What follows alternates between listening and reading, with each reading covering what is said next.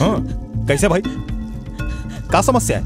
अबे चल रहे, फुट यहाँ से, अपना काम कर, चल। अरे हाँ भाई, चल दूं। पहले ये तो बताओ कि समस्या क्या है? कबर के तुमन 1 2 3 4 5 6 जन हो और लड़की एक के जन है। बात मोला समझ में नहीं आती। अरे सुन बे, साले तोर ये उपदेश ला कहूँ जाके देबे। तोला जतना बोलथन उतने कर, समझे? अर्जुन भैया। अरे तय रुक तो। हाँ तो भैया, हमन का बात करत रहन? हाँ, मैं ये बोलत रहे कि भाई तुमन ये जो करत हो ना, अरे ये तो पर्दा के काम है और तुमन साले जानवर हो गए का बे? अरे भाई, इज्जत लूटना है तो लूटाओ, लूटाओ, फिर बने इज्जत से लूटाओ, आदमी बन के। हाँ, लूटाओ इज्जत, कौन मना करे है? साले बिना मार खाई हले नहीं जाए।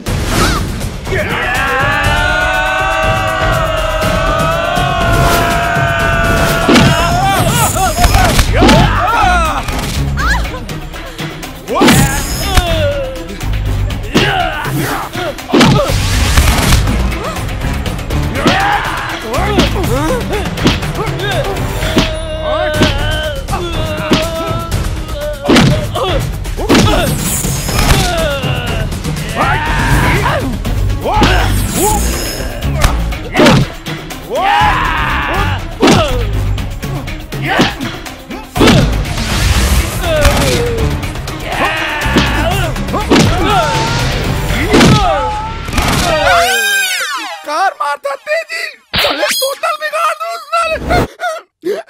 नवा बनी लेस का 19 19